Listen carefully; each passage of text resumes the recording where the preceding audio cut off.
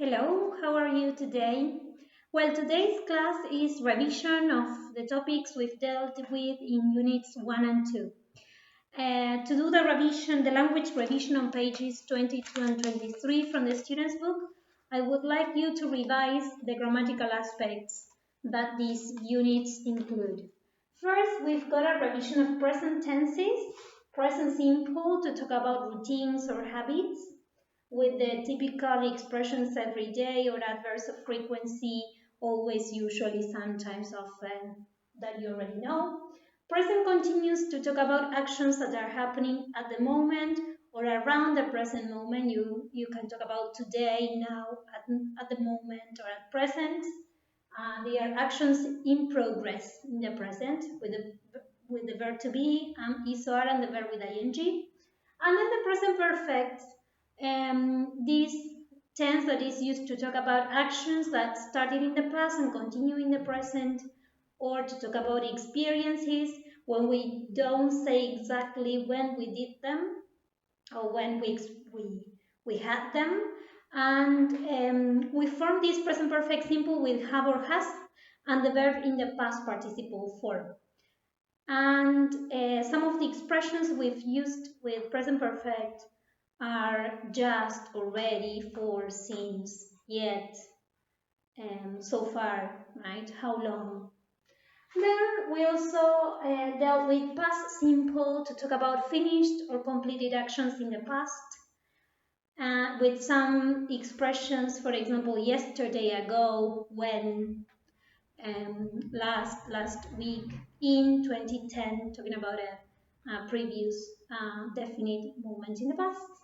Past continues to talk about actions that were in progress at a specific point in the past. For example, yesterday at 5 p.m., at that specific moment, there was an action in progress, an action that started but didn't finish.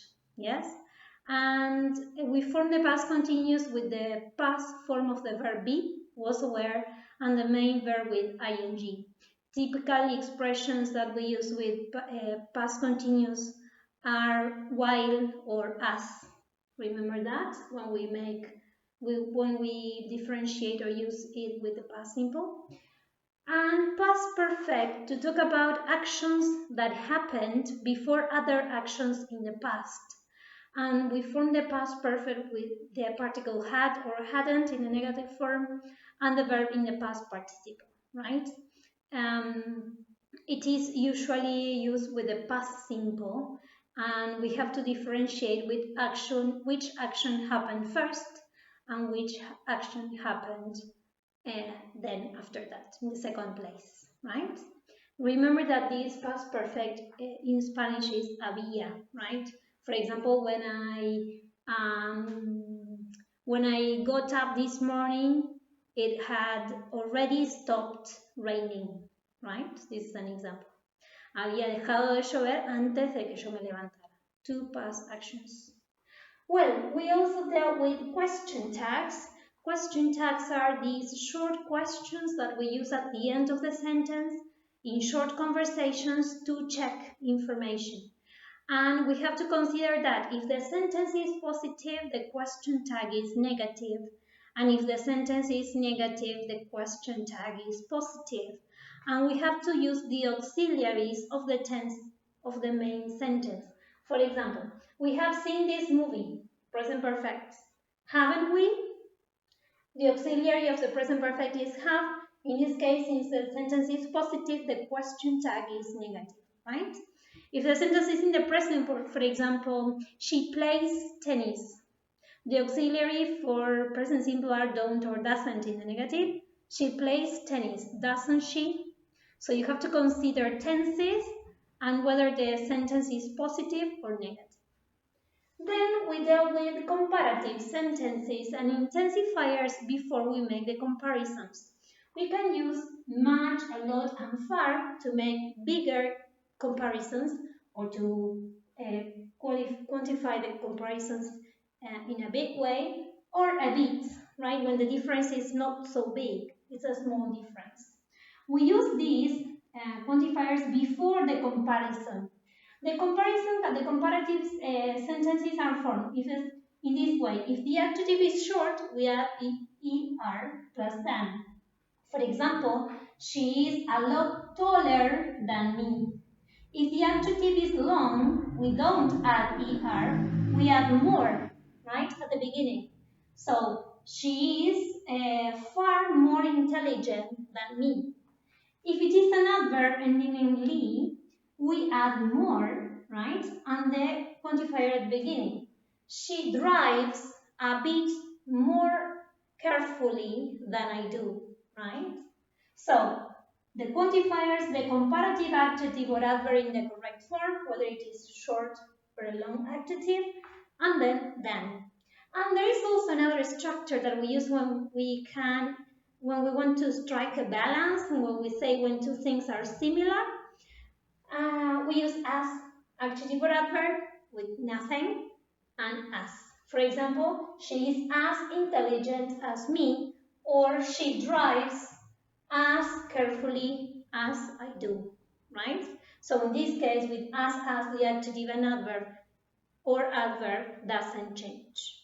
Apart from this, all these topics we've dealt with different vocabulary units or vocabulary sections. Well, if you have a look at page 22 from the student's book, you can do exercises 1 to 5 to practice this. Exercise 1, complete with the correct form of the verb, tenses. Exercise 2, write complete sentences with present perfect, only present perfect, have or has, and the verb in the past participle, and for or since. Exercise 3, complete with the past simple, past continuous, and past perfect. Exercise 4, question tags. Exercise 5, comparative sentences. Then, in the vocabulary section, we've got different categories. You have to classify the words in exercise 6 into clothes and accessories, footwear, jobs, and transport.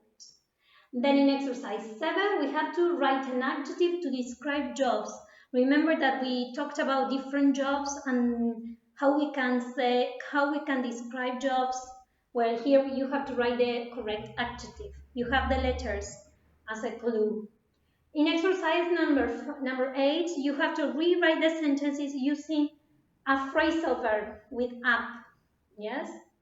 There is a phrasal verb, but it is incorrect, so you have to change for the correct one. Exercise number 9 is about different verbs we use to talk about travel and transport.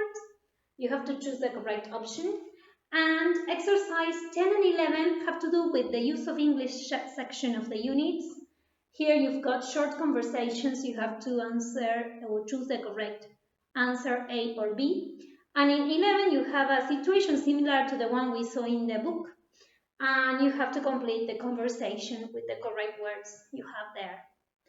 If you have any questions, please ask me in the Zoom class.